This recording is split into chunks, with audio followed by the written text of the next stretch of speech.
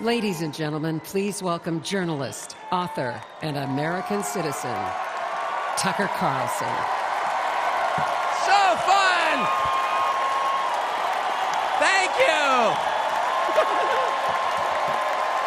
Oh, this is wild. Thank you! Good to see you. Thank you. I feel like I know about half the people in the room. This is wild. What are you doing? Justin Wells. Thank you, guys. Okay. Can I just say, Peter Navarro is back. Welcome to Peter Navarro. Suffering the fate that has happened to so many who are friends with Donald Trump. Thank you for having me. I have been to many conventions. I have never been to a more fun convention or a convention with better vibes. They literally let Navarro out of prison. First of all, thank you. This feels a lot different from what I thought it was going to feel like. I can't hear you, but I know it's something good. So, I watched the video of what happened in Butler, Pennsylvania about 50 times. I think I was one of about 8 billion people around the world who watched it. And the more I watched it, the more it struck me that everything was different after that moment. Everything. This convention is different. The nation is different. The world is different. Donald Trump is different. When he stood up after being shot in the face, bloodied, and put his hand up, I thought at that moment, that was a transformation. This was no longer a man.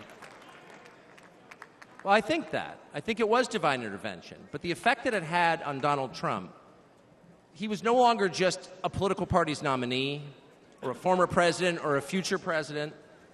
This was the leader of a nation.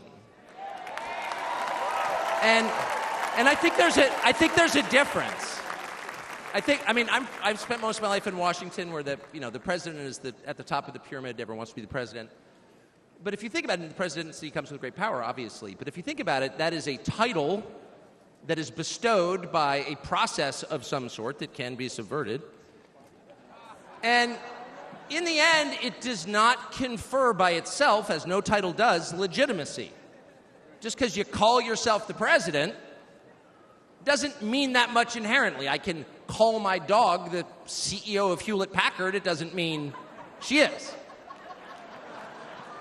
It's true. And you hate to say it, but it is also true, as a fact, that you could take, a mannequin, a dead person, and make him president. No, you could. You could. I'm just saying theoretically possible. With enough cheating, that could happen. But being a leader is very different. It's not a title. It's organic. You can't name someone a leader. A leader is the bravest man. That's who the leader is. That is true in all human organizations. This is a law of nature. And in that moment, Donald Trump, months before the presidential election, became the leader of this nation. That was the most obvious to me.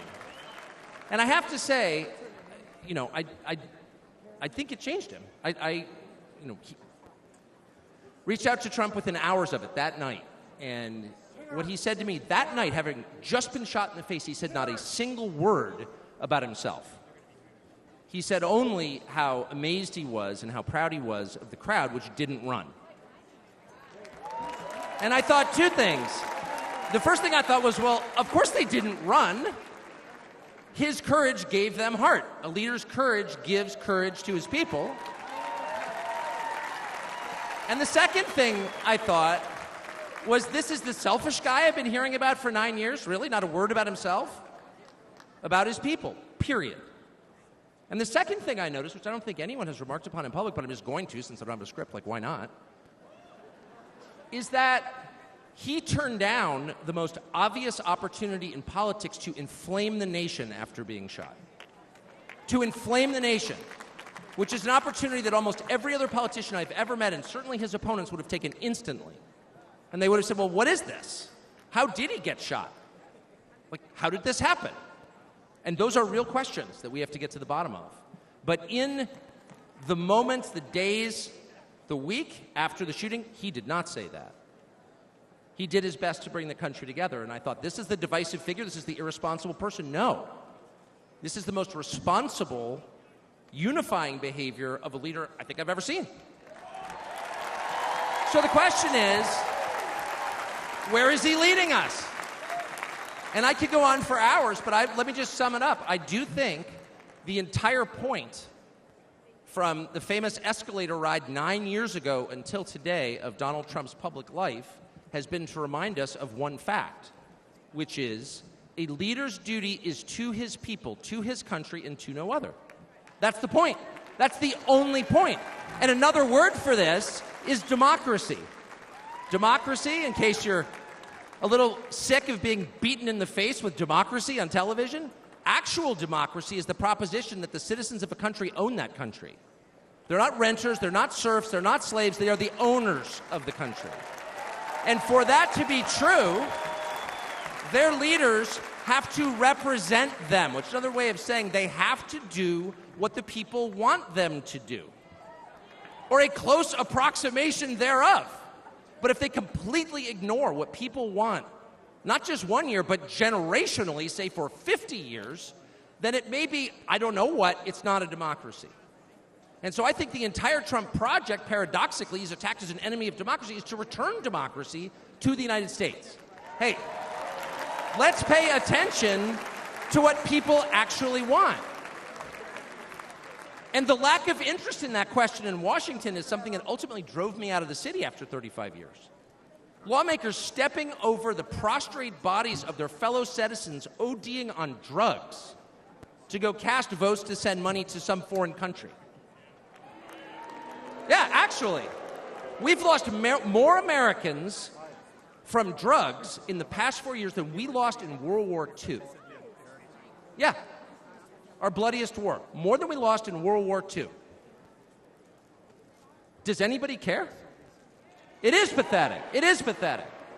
And do you hear a single word from Washington about doing anything about it? We know where the drugs are coming from. We know the supply routes. The U.S. military spent billions bombing the Ho Chi Minh Trail. You don't see our commander-in-chief suggesting that we use our military to protect our country or the lives of its citizens. No. That's for Ukraine. And it's too much, actually. It's too insulting.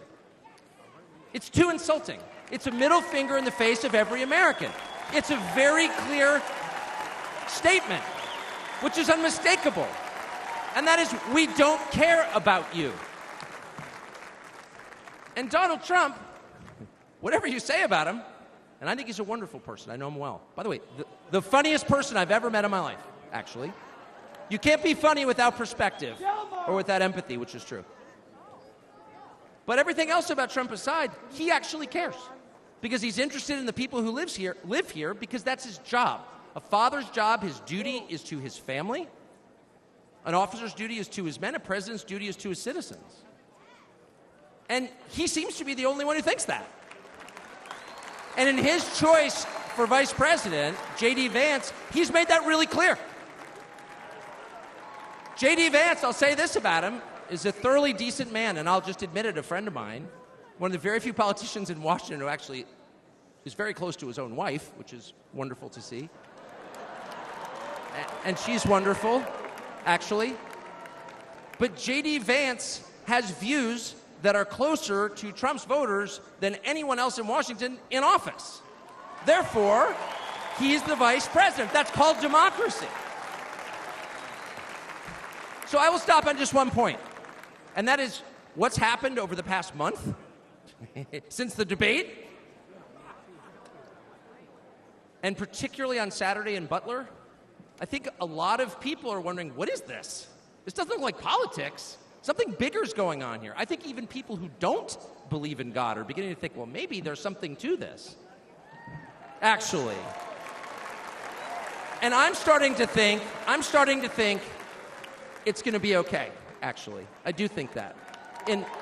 The day after the midterm elections in 2018, Antifa came to my house. The Democratic Party's militia, okay? I was at work. It was obvious when I was at work because it was public. My wife was home alone. They tried to come in through the front door. They terrorized her. She hid in our pantry. It was on television. It was horrible, actually. It was, I mean, I'm not whining about it. It wasn't getting shot in the face, but it wrecked our day.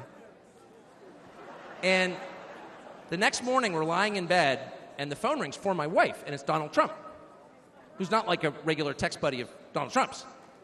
She picks it up. Hello? Susie, it's Donald Trump. And it's coming through. I could hear it. You know, I'm lying in bed. Whoa. And the first thing he says is, I'm going to stand guard outside your house. And she goes, oh, that's so nice. And he says, I'll never forget this as long as I live. He says, you know, there's a lot of hate out there. And she said, you know, there is, Mr. President. And then he says, but there's a lot of love. There's a lot of love. And we are seeing that love. I don't think it's human love. And I'll just stop with this. I'm not always convinced that I'm on the right side. I've been on the wrong side many times. You'll never hear me say, I'm on God's side, or God's with me, or even I'm with God. I want to be. Not sure I am. But I will say this unequivocally and conclusively. God is among us right now. And I think that's enough. God bless you. Ladies and gentlemen. Don't miss out. Follow Oneindia for real-time updates.